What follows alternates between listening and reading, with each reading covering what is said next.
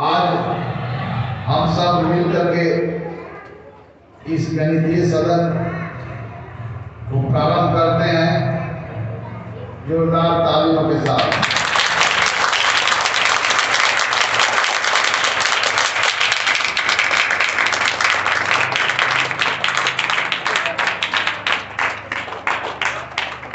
बहुत अच्छा। All of you are ready to dive into mathematical ocean with me। मैं आपको समुद्र के गणित के समंदर में मैं आपके साथ डाइव लगा रहा हूं। उस गणितीय समंदर में हम लोग अपनी आवश्यक चीजों को जिनसे मतलब है उसको ढूंढेंगे हम सब मिलकर के। ओके, तो आइए मैं आपको गणित की दुनिया में लिए चलता हूं जहां पर चर्चा होगी अभाज्य संख्या के बारे में। एक कंटिन्यूड है। आज सदन के अंदर आपके साथ हम मिलकर के चर्चा करने वाले हैं जिन विषयों के ऊपर वह यहां पर लिख दी गई है। अर्थात इस सदन में आज चर्चा का विषय होगा अभाज्य गुणनखंडन विधि का उपयोग कर दो या दो से अधिक संख्याओं का महत्तम समापवर्तक एवं लघुत्तम समापवर्तक को ज्ञात करना। To find out HCF and LCM of given two or more numbers। यहाँ नंबर में सिर्फ प्राकृतिक संख्याओं के संदर्भ में अभी बात कर रहे हैं, राइट है? ये जितनी भी बातें हैं किसके संदर्भ में? प्राकृतिक संख्याओं के संदर्भ में। जो एक से शुरू होता है, एक एक इकाई अंतर पर लगातार हमें प्राप्त होता है तथा दूसरी ओर अनंत तक जाता है। ओके, तो मैं टॉपिक्स को मिटा देता हूं क्योंकि स्पेस बहुत छोटा है और छोटे स्पेस में हम लोग को बड़े बड़े काम करना है।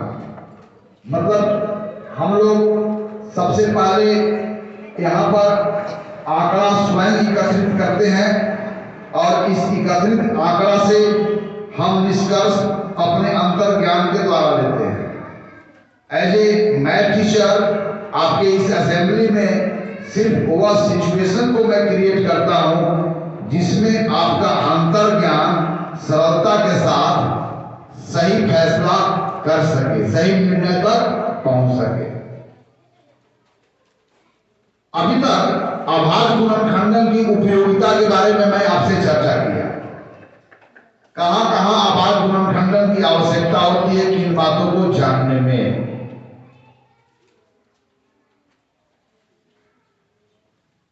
तो आज हम लोग अभाज्य गुणनखंडन के द्वारा दो या दो से अधिक संख्याओं का महत्तम समापवर्तक और लघुत्तम समापवर्तक को कैसे ज्ञात करते हैं। मैं आपको बताया हूं, कल भी बताया हूं, आज भी थोड़ी उस पर प्रकाश डाल दे रहा हूं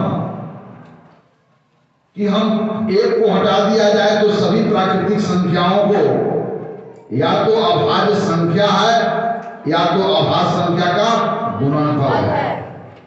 अर्थात प्राकृतिक संख्याओं के बिल्डिंग ब्लॉक के रूप में हम अभाज्य संख्या देते हैं। अगर हमको आपको कह दे कि अभाज्य संख्या 2, 3 और 5 को है तो वह कौन सी संख्या होगी जिसमें अभाज्य संख्या को 2 बार गुना किया जाए, 3 को 1 बार गुना किया जाए और 5 को 1 बार गुना किया जाए, तो कौन संख्या मुझे प्राप्त होती है? 60। तो हम 60 न लिख करके हम यह लिख रहे हैं कि यह 60 अभाज्य संख्या 2 को 2 बार, 3 को 1 बार और 5 को 1 बार आपस में गुना करने से हमें 60 प्राप्त होता है। तो हम 60 ना कह करके हम कहेंगे कि 2 गुने 2 गुने 3 गुने 5 है। ओके, अब देखिए मैं आपको पहले बताया हूं कि यदि 60 को हम दो संख्याओं के गुणनफल के रूप में अगर हम दिखा देते हैं तब प्रत्येक गुणनखंड 60 का डिवीजन हो जाता है। ओके, अब देखिए 60 को, अब अगर मैं इसको 1 बना दूं और मैं इसको 1 बना दूं, जैसे 2 गुने 2 कौन सी संख्या होती है? 4। तब देखिए यहाँ पर 2 गुणनखंड हुआ कि नहीं? 4 गुने क्या हो गया? 15। ये हो गया जी। तो 4 यानी कि यह संख्या 2 गुने 3 गुने 5 है, तब हम इसको लिख सकते हैं कि यह संख्या 4 गुने 5 है। और 4 गुने 5 60 अगर हम लिख दिए तब तो 4 20 का डिवीजन होगा और 15 20 का। चलिए अब मैं एक काम किया कि 2 गुने 3 इसको एक ब्रैकेट में लिया और इसको 5 को लिया, तो ये भी कितना संख्या है? 60। क्योंकि वही प्राइम नंबर है और उतनी बार है, तो यह कौन सा संख्या हो गया? 3 दूना 6 दूना 12 और गुने 5। अब तो यहाँ पर 60 दो संख्याओं के गुणनफल के रूप में लिखा हुआ दिखाई पड़ रहा है।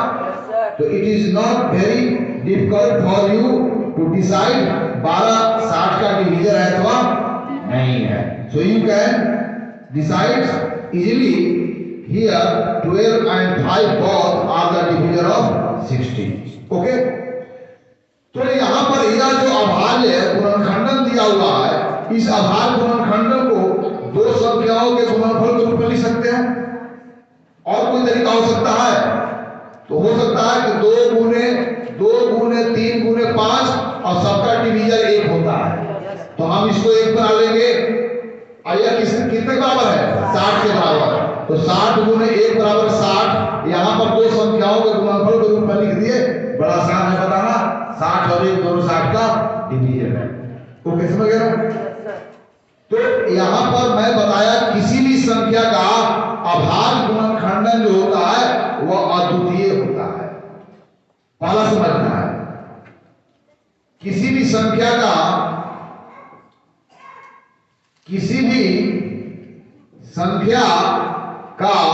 अभाज्य गुणनखंडन कैसा होता है? अद्वितीय और द्वितीय होता है। इसका तात्पर्य है कि किसी भी लड़का को या कोई भी स्टूडेंट एक ही संख्या को अभाज्य गुणनखंडन कर रहा है तो उसका हमेशा उत्तर क्या होगा? सेम आएगा। अलग बात है कि अभाज्य गुणनखंडों का क्रम अलग अलग हो सकता है, लेकिन जो प्रोडक्ट है वो हमेशा इक्वल होगा। अर्थात किसी संख्या के अभाज्य गुणनखंड के क्रम को विचार ना करे तो हमेशा किसी संख्या का अभाज्य गुणनखंड हमेशा क्या होगा? यूनिक होगा। यूनिक का मतलब अगर एक संख्या दी गई है तो उसको कोई भी अभाज्य गुणनखंड करे सबका आंसर क्या होगा? एक ही आएगा। इतना तो समझ गए? अब देखिए जरा, फिर मैं बता रहा हूं। अब मैं संख्या को नहीं लिख रहा हूं डायरेक्ट, मैं वह संख्या किन किन अभाज्य संख्याओं से मिलकर के बना है गुणा क्रिया में वह मैं लिख रहा हूं। कोई ऐसा अभाज्य संख्या है जो 2 गुने 2 कोई अभाज्य संख्या है जिसका अभाज्य गुणनखंड इस प्रकार का है, जिसका अभाज्य गुणनखंडन करते हैं। देखो अभाज्य गुणनखंडन थोड़ा सा मैं टॉपिक है, जैसे 60 है। एक बार इस पर तो बहुत चर्चा हो गई है, लेकिन आपको देखते हुए कुछ लड़के जो है नियमित नहीं आ पाते, जो कठिनाई हो रही होगी, बस उन बच्चों को ध्यान में रख करके मैं आंशिक रूप से बता रहा हूं, ताकि यह 60 है, इसका अभाज्य गुणनखंडन करना है। तो पहले किसी भी 2 प्राकृतिक संख्या के बारे में विचार करो जो 60 से छोटी है। तो 60 से छोटी किन 2 प्राकृतिक संख्याओं के गुणनफल के रूप में लिखा जा सकता है? कोई बताओ? 2 गुने 3 और भी हो सकता है। क्या हो सकता है? 15 गुने 4 और भी हो सकता है 12 गुने। चलिए, तो यहां पर देखिए हमने 12 गुने 5 कर दिया, यानी कि इस 12 और 5 का गुणनफल क्या होता है? 60। तो यहां पर बड़ा आसान है कि 60 का डिवीजन तो 60 होगा ही, और 60 का डिवीजन क्या क्या होगा? 12 और 5, क्योंकि 60 को यहां पर 12 गुने 5 के रूप में लिखा गया है। ओके, क्लियर हो गया? अब क्या 5 को अगर 1 को नहीं लिया जाना है तो क्या 5 से छोटी ऐसी प्राकृतिक संख्या है जिसका गुणनफल 5 हो? 1 को नहीं लेना है। इसलिए यह 5 जो हमारा संख्या है उसको 2 स्मॉलर नेचुरल नंबर के प्रोडक्ट के रूप में आप नहीं दिखा सकते हैं। है ना, क्योंकि 1 को नहीं लेना है तब इसको और आगे गुणनखंडित किया नहीं जा सकता है। तो यहाँ पर जो यह नंबर प्राप्त हुआ, it has only 2 division, exactly 2 division, because of it we call it a prime number.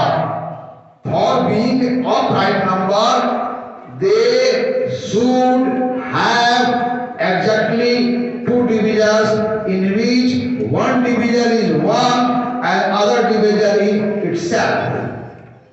Because 5 has not more than 2 divisions.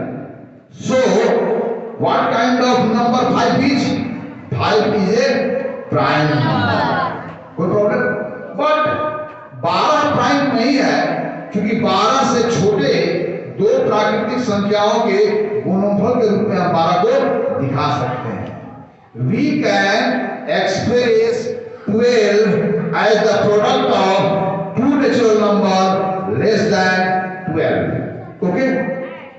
So which will be number? Which will, कौन सा संख्या होगा? 3 गुने 4।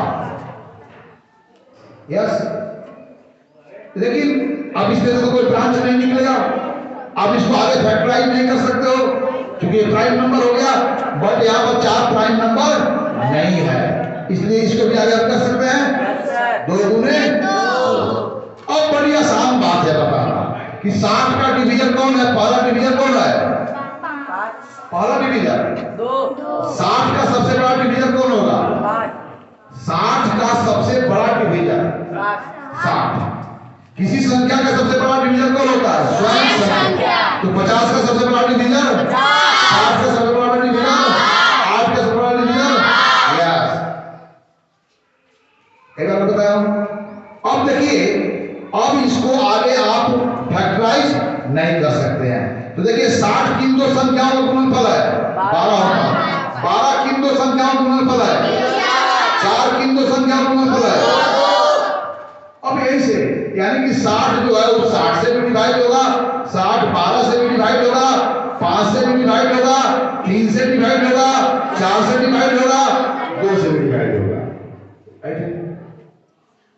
नहीं होगा? तो ये जितने भी ब्रांच में जो संख्याएं आपको दिख रही है, ये सभी संख्याएं 60 का क्या है? डिवीजन। अब 12 से डिवाइड करेंगे तो क्वोशिएंट क्या होगा? अब 5 से डिवाइड करेंगे तो क्वोशिएंट क्या होगा?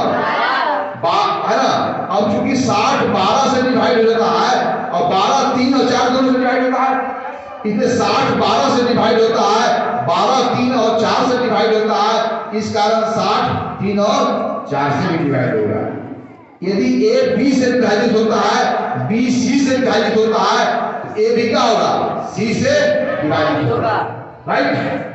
यदि A B से विभाजित हो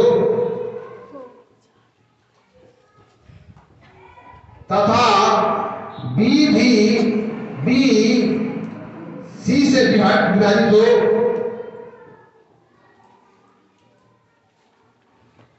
इंप्लाइज दैट, इसका मतलब क्या होगा? A B से डिवाइड हो रहा है, B C से डिवाइड हो रहा है, इसका A C से क्या होगा?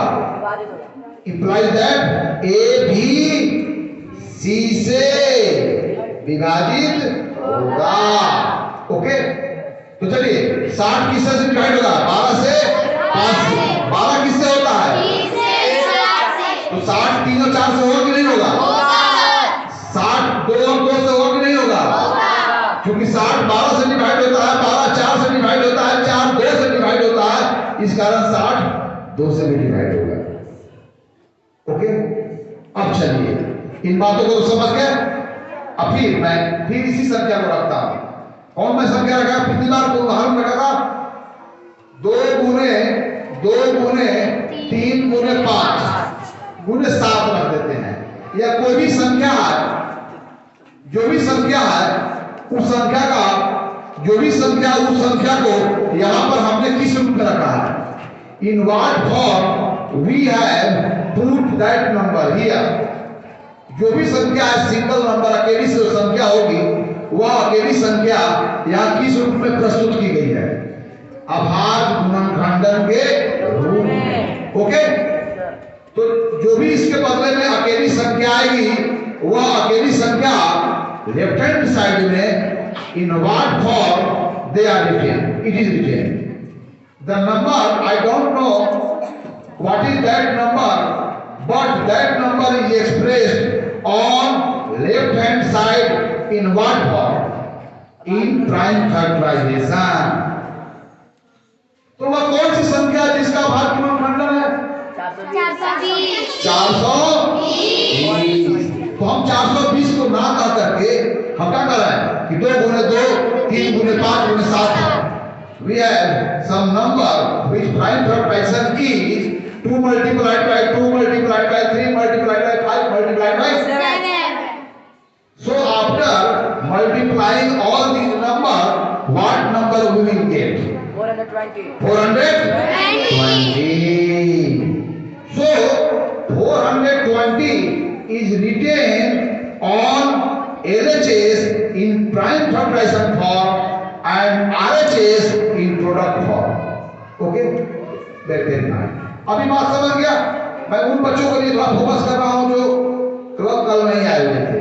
अब चलिए, तो 2 गुने 2 गुने 3 गुने 5 गुने 7, कोई लड़का 7 गुने 5 गुने 3 गुने 2 लिखा, 7 गुने 3 गुने 2 गुने 2 गुने 5, कोई लड़का लिखा 2 गुने 3 गुने 2 गुने 5 गुने 7, कोई लड़का लिखा 7 गुने 2 गुने 2 गुने 3 गुने 5। तो बताइए यहाँ पर जो लिखा हुआ है तो क्या एक ही संख्या के लिए है कि अलग अलग संख्या के लिए? आंसर सिर्फ क्या है, what are the differences in all the form, only order of the factors are different. इन सभी चीजों में जो गुणनखंडों का मतलब आभार गुणनखंडों का जो क्रम है वही सिर्फ बदला हुआ है, बाकी जो आभार गुणनखंड जितनी बार यहाँ पर है उतनी बार यहाँ पर। तो आफ्टर ऑल इन तीनों का जब आप संक्रिया करोगे, मतलब when you will get the product of all these expressions, the number which you get will be same, अंतर नहीं होगा, या एक ही नंबर को पाओगे, क्योंकि किसी संख्या का प्राइम फैक्टराइजेशन यूनिक होगा। आपको मैं पहले बताया हूं कि हम संख्याओं के साथ क्या करते हैं, What we do with number।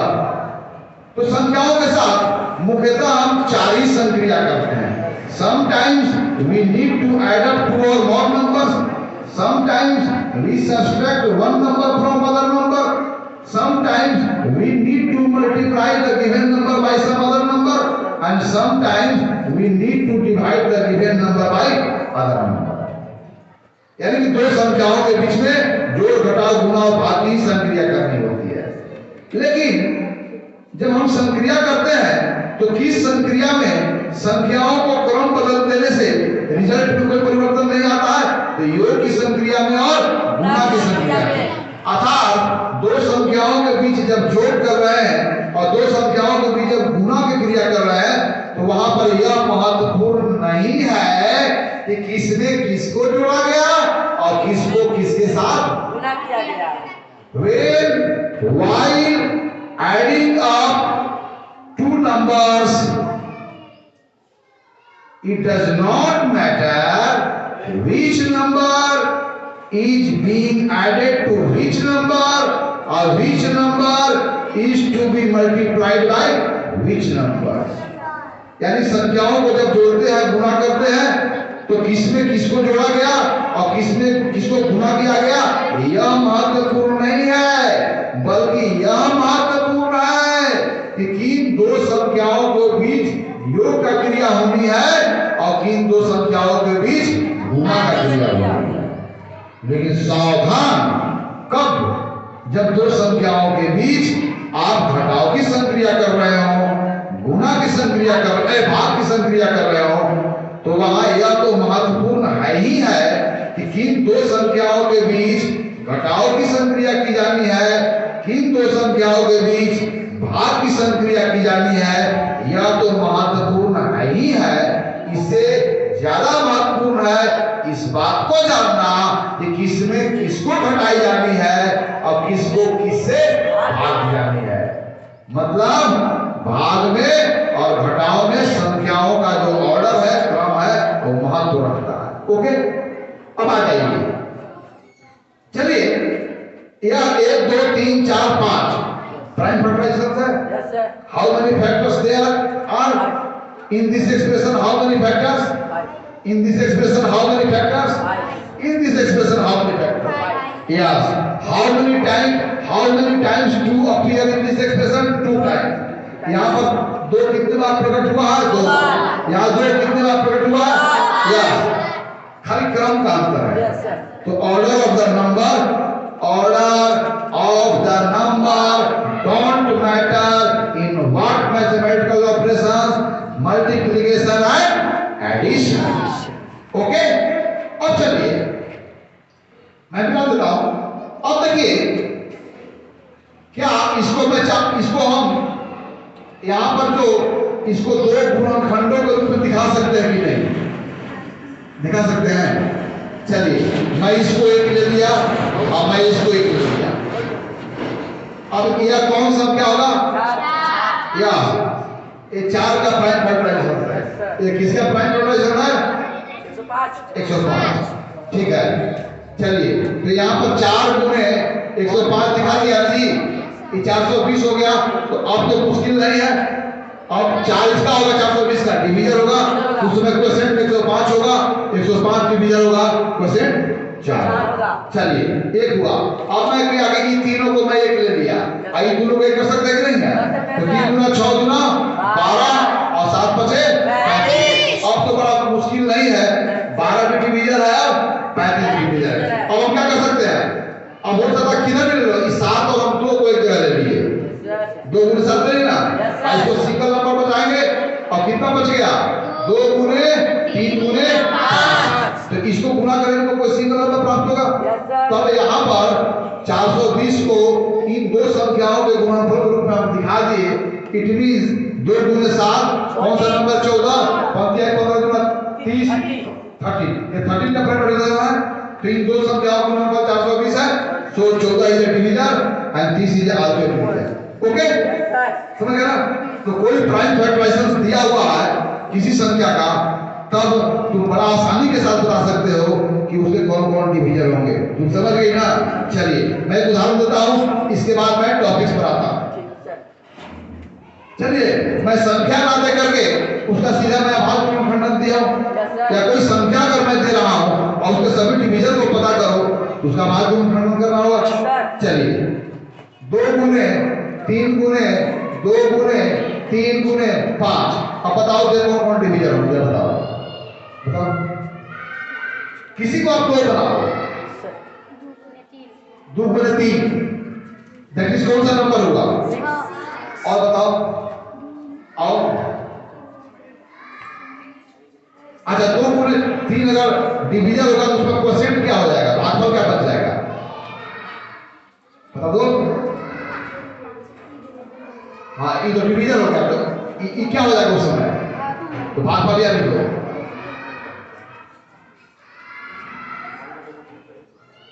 और यहाँ पर भाजक लिखो। यस, भाजक 6 होगा तो भागफल क्या होगा?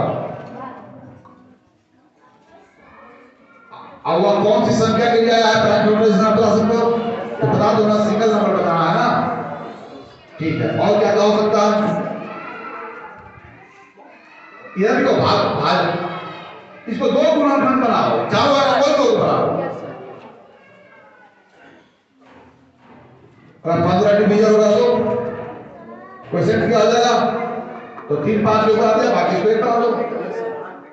हमेशा आपको 2 गुण बनाना है।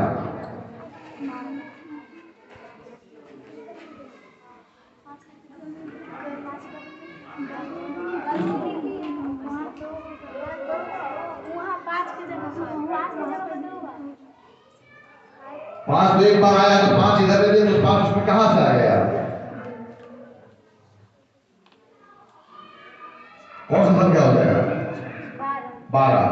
यानी 15 से भाग देगा तो क्या हो जाएगा? 12, और 12 से भाग देगा तो क्या हो जाएगा? 18 होगा, 12 नहीं होगा। तृतीया 9 तो 18 होगा, यानी कि ये भाजक हो गया, ये भागफल दोनों को गुना करेगा तो कितना आएगा हमेशा? 15 30 180 आएगा हमेशा, तो सही होगा। और हो सकता है क्या क्या हो सकता है, जल्दी लिखो।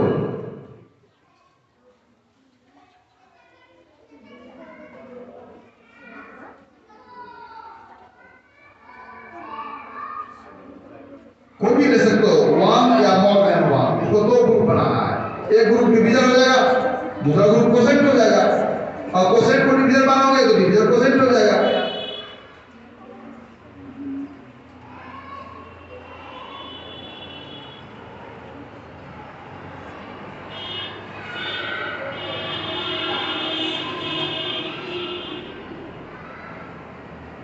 चलो तो 10 और 3 को गुना करेगा तो 300 180 आना चाहिए यार। तब 2 गुने 5 यहाँ निकाल दिया, जब इसको एक साथ रख लिया तो क्या क्या बचा? ऋण बचा। तुम्हारा कैसे आ गया क्या? एक कल तुम लोग को दिए थे, सब बना के आए हो ना? आपका जांच करेंगे।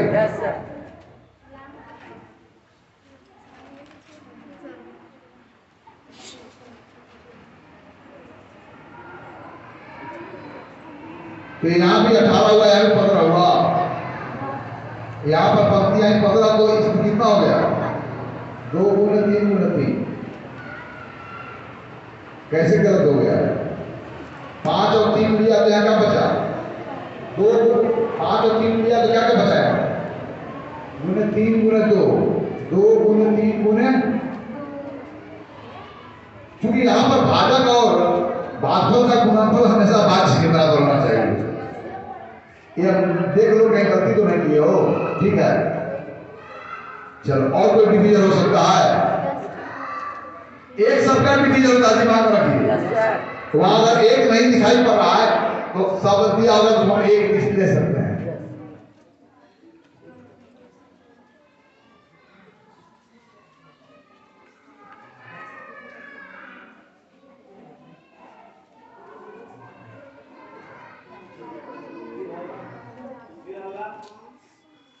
तो 5 क्या बनाया है?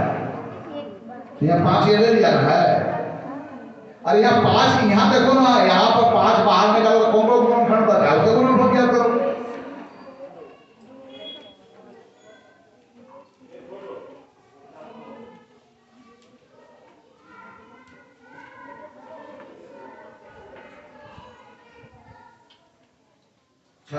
अच्छा चलो जाओ।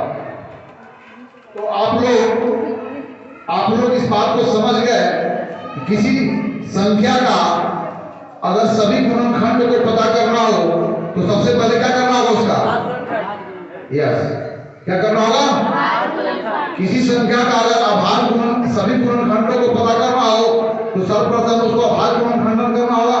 यदि किसी संख्या का आभार गुणनखंडन दिया हो तो उसके सभी डिवीजन को बताए जा सकते हैं। आइए इसी आभार गुणनखंडन विधि का उपयोग कर 2 या 2 से अधिक संख्याओं का हम मशक ज्ञात करें। ओके, तो आइए मैं मशक का एक बार परिभाषा को मैं दोहरा देता हूं। मशक किसका मशक, किसका लसक?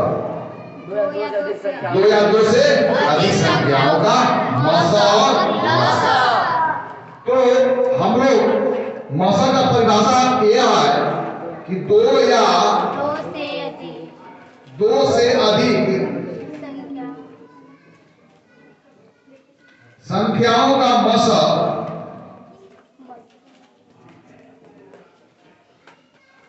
लसक की बात करें ना, पहले मशक का 2 या 2 से अधिक संख्याओं का मशक उनके सार गुणनखंडों में सबसे बड़ा गुणनखंड होता है।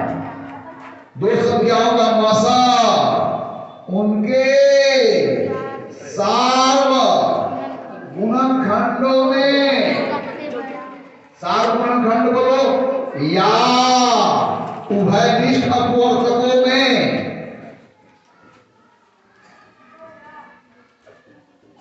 क्या होता है? सबसे बड़ा होता है, सबसे बड़ा गुणनखंड या सबसे बड़ा अपवर्तक। तो 2 या 2 से अधिक संख्याओं का मशक उनके सार गुणनखंड में या उभयनिष्ठ अपवर्तकों में सबसे बड़ा गुणनखंड या अपवर्तक होता है। सबसे बड़ा गुणनखंड या अपवर्तक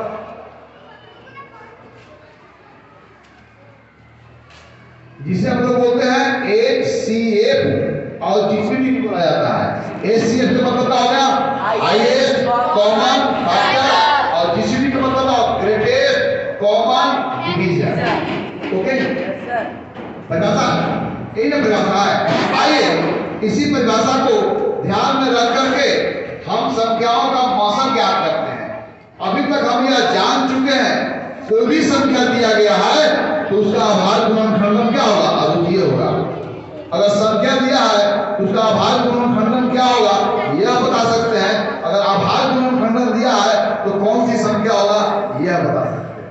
ओके, एज फॉर एग्जाम्पल, तो महत्तम समवर्तक संख्याओं का सार्व गुणनखंडों में सबसे बड़ा गुणनखंड होता है। अब देखिए जरा, 5 मल्टीप्लाइड बाय 6 यू गेट 30। तो हम कहेंगे 5 भी इसका गुणनखंड है और 6 भी इसका। ओके, चलिए तो इसी चीज को भाग में देखें। यह जो गुणनखंड है वही अब 30 भागा 5 क्या लिखते हैं? 6। यहाँ पर 5 गुणनखंड है और यहाँ पर 5 क्या है? डिवीजन। यहाँ पर गुणनखंड है, गुणा के क्रिया में यह संख्या को गुणनखंड कर रहे हैं और भाग के क्रिया में इसी संख्या को क्या कर रहे हैं? भाजक कर रहे हैं। ओके, गुणा के क्रिया में इस संख्या को गुणनफल कर रहे हैं और वही संख्या जब भाग की क्रिया में आ रही है तो इसे क्या कर रहे हैं? भाज्य कर रहे हैं। यह जो दूसरा बचा हुआ गुणनखंड है यहाँ पर वही भाग के क्रिया में क्या हो जा रहा है? भागफल हो जा रहा है। अंडरस्टैंड? यहाँ पर जो गुणनखंड है वो डिवीजन हो जा रहा है। यहाँ का जो फैक्टर है वो यहाँ पर क्या हो गया? डिवीजन। और दूसरा फैक्टर जो है वो क्या हो गया? क्वोशिएंट। ओके, यानी कि ग्रेटेस्ट कॉमन डिवीजन की बात करेंगे या फैक्टर की बात करेंगे तो दी गई संख्या को वह इवेनली डिवाइड करता हो, पूर्णतः विभाजित करता हो। चलिए अब दो संख्या मैं देता हूं, 12, 16 और 20 का मौसा ज्ञात करें।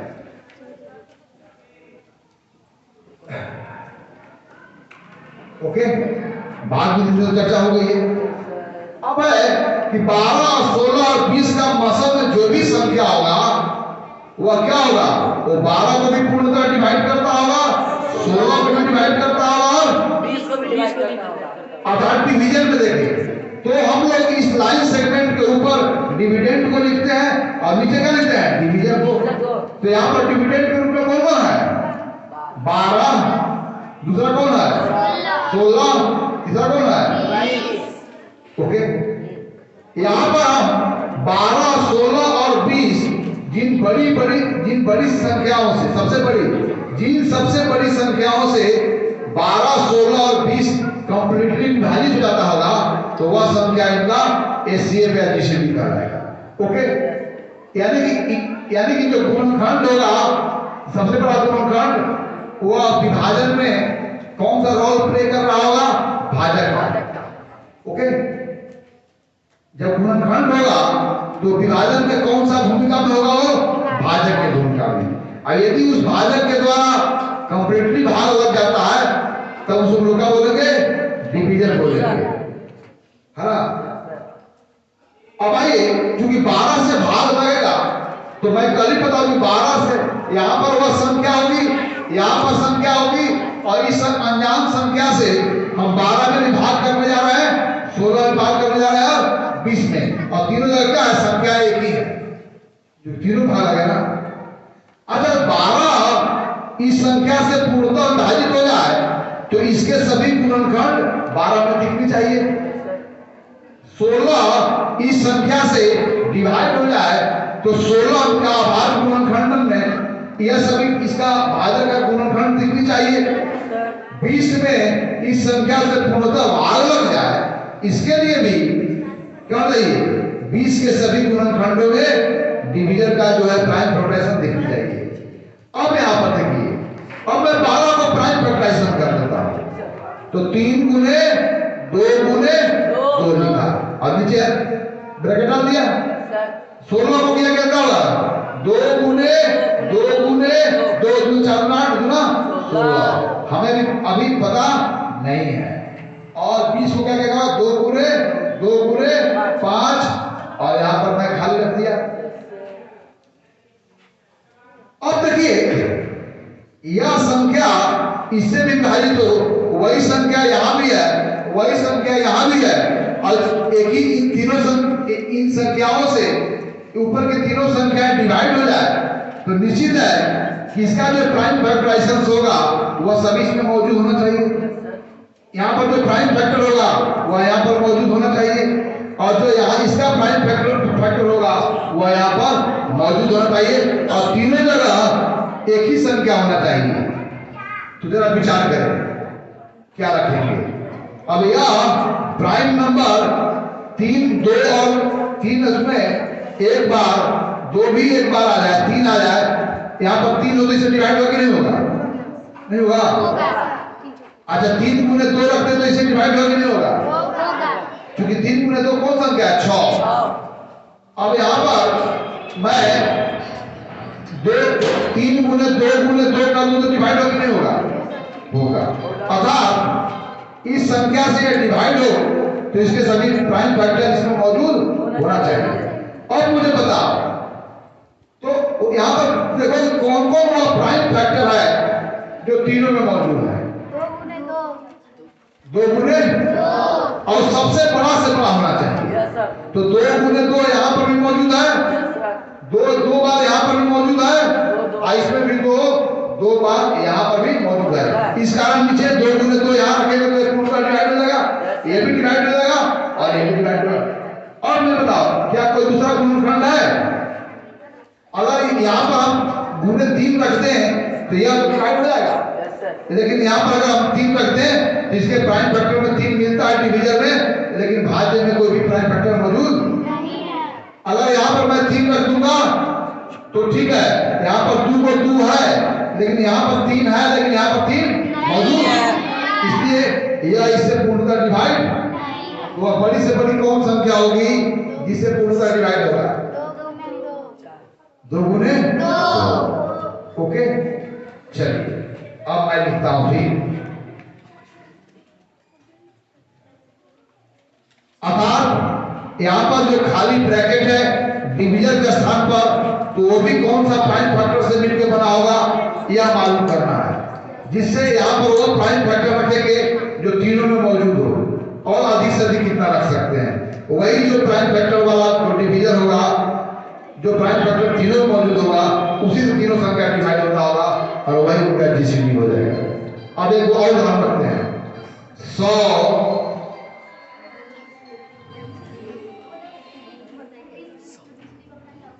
150 और 210।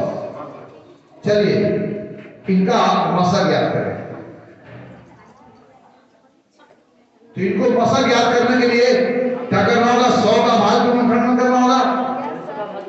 100 का भाग गुणनखंड करेंगे, 150 का भाग गुणनखंड करेंगे, और फिर 210 का भाग गुणनखंड करेंगे, और तब हम उन डिवीजन के बारे में बात करेंगे। वह डिवीजन कौन सा होगा, है ना, बड़ा से बड़ा, जो तीनों को डिवाइड करते होंगे। तो निश्चित है कि उस डिवीजन का जो प्राइम फैक्टराइजेशन होगा वह सभी प्राइम फैक्टर डिविडेंड में मौजूद होना चाहिए। माना ए, क्या करो, ए यदि बी से पूर्णतः विभाजित है, ए यदि बी से पूर्णतः विभाजित है, इंप्लाई दैट ए के अभाज्य गुणनखंड में, ए के अभाज्य गुणनखंड में कम से कम बी के सभी आभास गुणनखंड मौजूद होना चाहिए। बी के सभी आभास गुणनखंड चाहे वहां जितनी बार हो ना शामिल होना चाहिए। यदि शामिल नहीं है उस स्थिति में A is not divided completely by B. समझ गया ना? अब चलिए मैं इसको मिटा देता हूं। आइए हमें 100, 150 और 210 का मौसम ज्ञात करना है। आइए हमारी तरफ प्रयास करें। फर्स्ट ऑफ ऑल आपको तीनों संख्याओं का प्राइम फैक्टराइजेशन ज्ञात करेंगे। उसके बाद आप तय करेंगे वह बड़ा से बड़ा कौन डिवीजन होगा जो तीनों को डिवाइड करेगा, अतः वह कौन कौन से कॉमन प्राइम फैक्टर होंगे जो तीनों में मौजूद होंगे। यानी कि सर्वनिष्ठ आभास गुणनखंड का कौन सा उच्चतम घात दोनों में कॉमन है, सब में कॉमन है, इस बात को पता करें। आइए कौन पता करेगा? चलो जी मैं इसको बिठा देता हूं। तो डायरेक्ट आप यहाँ पर 100 का आभास गुणनखंड लिखोगे, बिठाओ इसको। फिर आप क्या लिखोगे? 150 का लिखोगे। यहाँ पर 100 लिख देते हैं, 100 का आभास गुणनखंड करोगे, फिर 150 का करोगे, फिर 210 का करोगे। जब इनका हो जाएगा तब उसके बाद पता चलेगा कि कौन बड़ा से बड़ा डिवीजर होगा जो इसको डिवाइड करता होगा। जो बड़ा से बड़ा डिवीजर होगा उसके सभी गुणनखंड इसमें आभास गुणनखंड इसमें मौजूद होना चाहिए। कोई आभास गुणनखंड जितनी बार होगा वह आभास गुणनखंड अधिक से अधिक कितनी बार सब में सर्वनिष्ठ रूप में आया, कॉमनली आया। चलो उठा लो, ठीक है।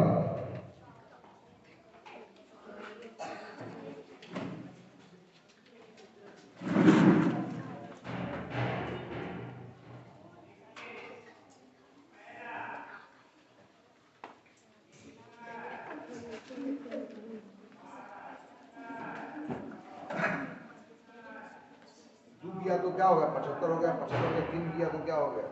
25 हो गया। 25 के 5 में 5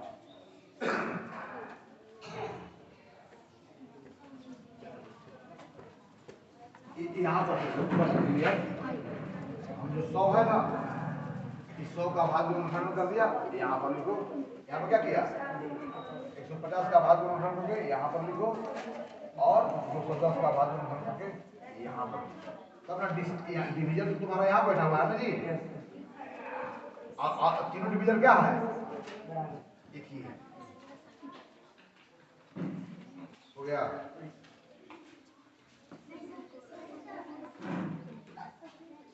तो यहाँ 100 का आपने आभास गुणनखंड किया, 150 का भी किया, 250 किया। अब हमको अब देखिएगा यह किससे किससे डिवाइड होगा हमको पता है। इसका डिवीजन कौन कौन होगा हम बता सकते हैं, इसका डिवीजन कौन कौन होगा हम, लेकिन हमको वैसा डिवीजन रखना है जिससे ये भी डिवाइड हो, ये भी डिवाइड हो, ये भी डिवाइड हो। खैर कोई भी डिवीजन होगा तो आभास संख्या बिल्डिंग ब्लॉक के रूप में आता है, तो वह डिवीजन किन किन प्राइम नंबर से मिलकर बना होगा जिससे यह डिवाइड हो जाएगा, सबसे बड़ा होगा। तो यहाँ पर क्या देख रहा है कि कौन कौन से प्राइम फैक्टर हैं और अधिक से अधिक कितनी बार सब में आया है। यानी कि सर्वनिष्ठ आभास गुणनखंड के उच्चतम घात को पता करना है। क्या पता करना है? सर्वनिष्ठ आभास गुणनखंड के उच्चतम घात। सर्वनिष्ठ अभाज्य सर्वनिष्ठ आभास गुणनखंड के उच्चतम घात, यानी कि highest power of common prime factor. अब देखना है कि यह 2 अधिक से अधिक कितनी बार सब में है, 5 अधिक से अधिक कितनी बार सब में है, 3 अधिक से अधिक कितनी बार सब में है। पता करो, बताओ, ब्रैकेट में भरो। चलो 2 अधिक से अधिक कितनी बार है? आभास गुणनखंड 2 का, आभास गुणनखंड 2 का कौन सा घात सर्वनिष्ठ है, माने अधिक से अधिक 2 सब में कितनी बार है? एक बार। फिर दूसरा देखो कौन आभास गुणनखंड है? 5 अधिक से अधिक सब में कितनी बार है? फिर कौन बच गया?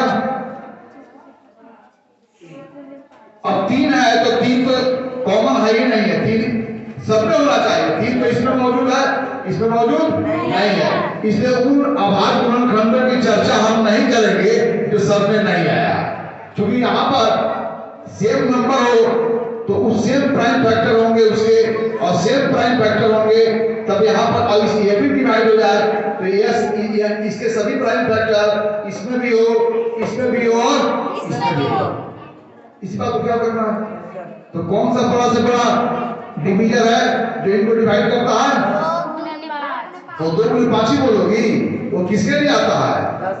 अब 10 को ना कह करके 2 गुने 5 कह रहे हैं। क्या अंतर है? 10 कहो या 2 गुने 5 कहो, बोथ आर सेम। ओके, तो इनका क्या हो गया बोलो? कितना होगा मसल? 10। अर्थात सबसे बड़ी कौन संख्या है जो दी गई तीनों संख्याओं को डिवाइड करती है? 10। चलिए अब तो समझ गए होंगे। अब नेक्स्ट स्टूडेंट आए, इसी विधि का प्रयोग करके मसल ज्ञात करें। सबसे पहले प्राइम फैक्टर ज्ञात करना है, उसके बाद वह कौन कौन से आभाज्य गुणनखंड है अधिक से अधिक जो सब में आए हैं, और वैसे आभाज्य गुणनखंड जो सब में आए हैं और अधिक बार आए हैं उन सबका जो गुणनफल होगा वही तो मसल होगा। दूसरा कोई अब आओगे ना, मैं देख रहा हूं छोटा संख्या 120 180 और 240 का मसा ज्ञात करें। चलो क्या करें? आवाज कौन आएगा? आओगी? चलो तो सबसे पहले तीनों का क्या करोगी? आवाज गुणन पता करोगी, तब हम कैपेबल होंगे कि सबसे बड़ा डिवीजन कौन होगा। जाओ, और तुम लोग कोई नहीं हो, तुम लोग नहीं आओगी ग्रुप पर? हाँ रेडी रहो। सबको उसको मिल करके सोचना है, सबको मिल करके समाधान ढूंढना है। यह सिर्फ अकेली नहीं है, आप सब हैं, हम हैं। तो जो भी कुछ कर रही है बोर्ड पर, अगर गलती इनके द्वारा हो रही हो तो आप जरूर इनको आगाह करें, इनको बताएं, तब उसे माना जाएगा कि जिस विषय पर चर्चा हो रही है उसमें वास्तविक रूप में सब लोग पार्टिसिपेट किए हो। यह सदन है जिसमें मिलजुल करके समस्याओं के समाधान ढूंढा जाता है। यह सदन है जिसमें मिल बैठ करके समस्याओं के बारे में हम चर्चा करते हैं। आपके अंदर में किसी समस्या के ऊपर सामूहिक प्रयास करके समस्या का समाधान ढूंढे, ऐसी प्रवृत्ति का भी विकास करना इस सदन का उद्देश्य है, ताकि आपके वास्तविक जीवन में बहुत सारी ऐसी समस्याएं होंगी जिसको मिलजुल करके ही हल करना होगा। जैसे पर्यावरण संबंधित समस्या, प्रदूषण संबंधित समस्या और बहुत तरह की समस्याएं हैं विश्व के सामने, जिसमें ज्वाइंट सहयोग की उम्मीद किया जाता है। संयुक्त उसमें आपकी हिस्सेदारी होनी चाहिए।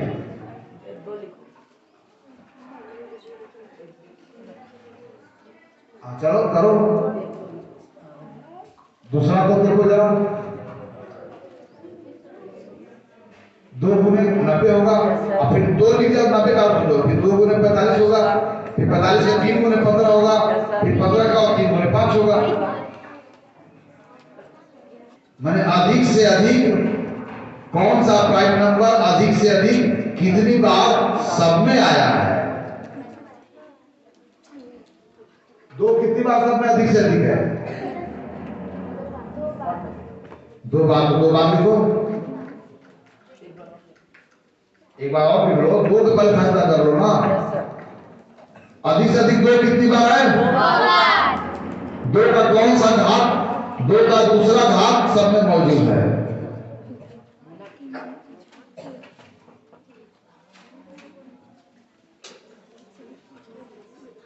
और कोई है?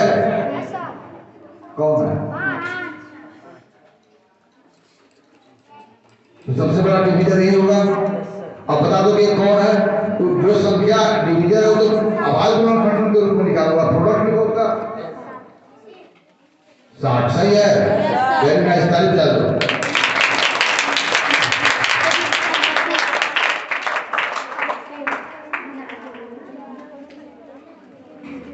अब मैं एक और उदाहरण देता हूं, कौन आएगा बोलो? दोनों को छोड़ करके। Yes, you come here.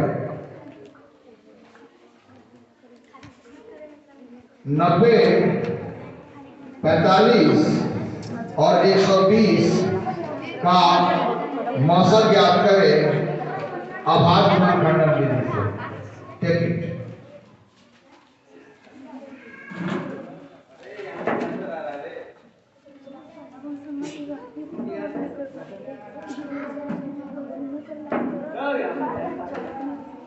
बोलते जाओ, आप हेल्प करो भाई ना। सब बोलो, क्या करेंगे बोलो भाई। क्या लिखेंगे बोलो। 3 गुणे 6 हो गया तो 15 6 का 15 है बता दी। देखो हेल्प करो यार।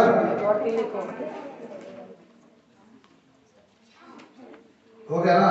देखो सबको गुना करके 90 मिलता रहा है। 3 6 5 30 90। 45 का भाग गुना करो।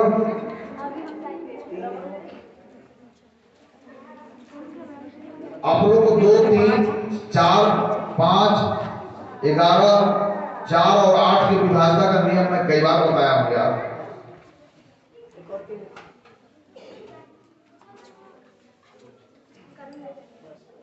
चलो 24 का बताओ, हेल्प करो। 3 गुने 5 गुने 2 3 बार देखो हम बोल रहे हो, बोल रहे हो। देखो 3 गुने 5 और 2 3 बार गुना।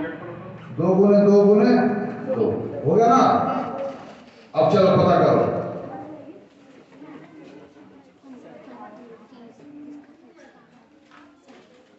सर्वनिष्ठ आभास गुणनखंड के उच्चतम घात। कौन सा आभास गुणनखंड सब में आया है और अधिक से अधिक कितनी बार आया है?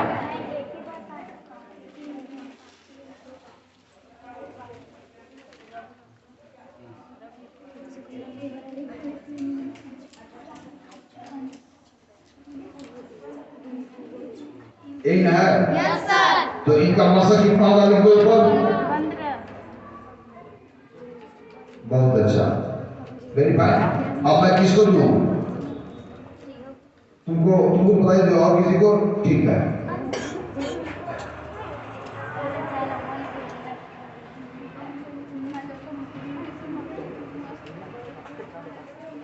चलो 3 संख्या तुम लोग बोलो।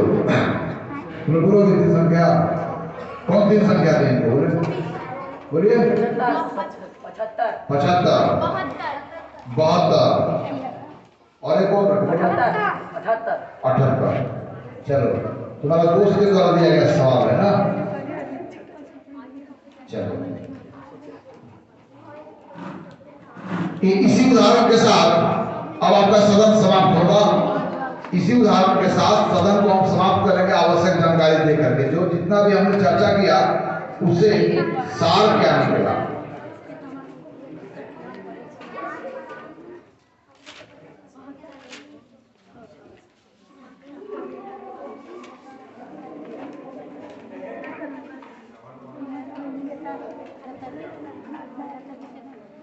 आप लोग हेल्प करो। All of you should your friend, all of you should help your friend. बात करके बोलो। 5 गुने 5 3 हो गया।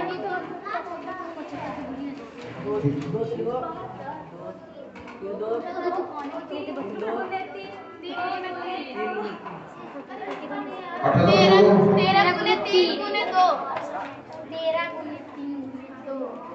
ठीक है, चलो इनका मसा ऊपर लिख दो ना। आपको दिखाई हुआ नीचे लिख दो।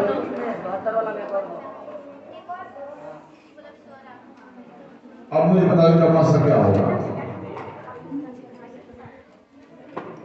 सब में होनी चाहिए। अधिक से कितनी बार है? प्रत्येक आभास गुणनखंड को देखो कि सब में है कि नहीं और अधिक से अधिक कितनी बार है।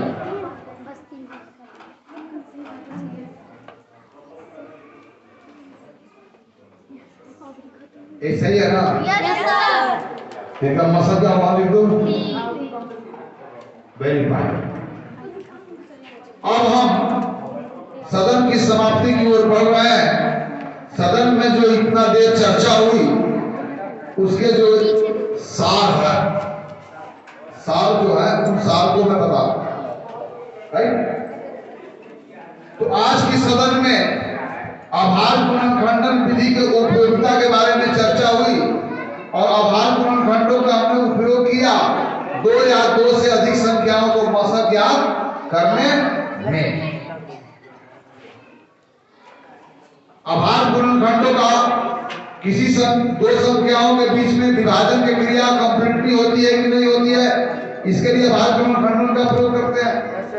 आभार गुणनखंडन का प्रयोग हम लोग किसी संख्या के सभी गुणनखंडों को ज्ञात करने में भी करते हैं। और आज इस सदन में हमने जाना कि आभार गुणनखंडन का उपयोग कर किसी संख्या के उनके किसी दी गई संख्या के 7 गुणनखंडों में सबसे बड़ा गुणनखंड कौन होगा। हाँ, अर्थात दो या दो से अधिक संख्याओं के मशक निकालने का जो तरीका है वह क्या रहा, जिसको मैं संक्षिप्त रूप लिख रहा हूं। या दो से अधिक संख्याओं का मशक उनके 7 गुणनखंडों के उच्चतम घात का गुणनफल है। 7 गुणनखंडों के उच्चतम घात के मतलब क्या होगा, वह आभार गुणनखंड अधिक से अधिक सब में आया हो तो उसको सर्वनिष्ठ बोलेंगे। और उच्चतम घात के मतलब कि अधिक से अधिक कितनी बार सब में आया। तब यहाँ पर हम लोग दो संख्याओं के मशक या दो से अधिक संख्याओं के मशक आभार गुणनखंडन विधि से जो ज्ञात करने का तरीका सीखा, उसका सार क्या है, उसका यही है कि दो या देखो दो या दो से अधिक। अब कौन सी संख्याओं की बात हो रही है, सिर्फ प्राकृतिक संख्याओं। तो दो या दो से अधिक संख्याओं का मशक उनके सर्वनिष्ठ या सार्व अभाज्य गुणनखंड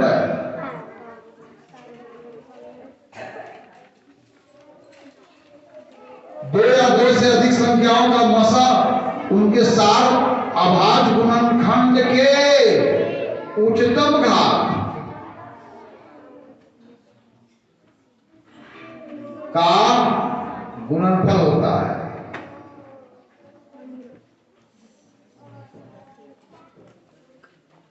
जो 1 घंटे तक एक्टिविटी चला, इस एक्टिविटी में दो संख्याओं का मशक ज्ञात करने के लिए हमने क्या देखा कि उनका आभाज्य गुणनखंडन करते हैं और उसमें जो 7 गुणनखंड के उच्चतम घात है उसका जो गुणनफल होता है वही मशक है। अर्थात किसी संख्या का आभाज्य गुणन सभी दो या दो से अधिक संख्याओं का आभाज्य गुणनखंडन करने के बाद हम देखते हैं कौन वह आभाज्य गुणनखंड है जो सब में शामिल है और अधिक से अधिक कितनी बार सब में शामिल है। वैसे सभी आभाज्य गुणनखंडों का गुणनफल जो होता है दी गई संख्या का मशक होता है। इतना ही के साथ आज की सदन स्थगित होता है। फिर अगले सदन में हम लोग आभाज्य गुणनखंडन विधि द्वारा लघुत्तम समावर्त को ज्ञात करेंगे। इन्हीं बातों के साथ आज की सदन समाप्त होता है।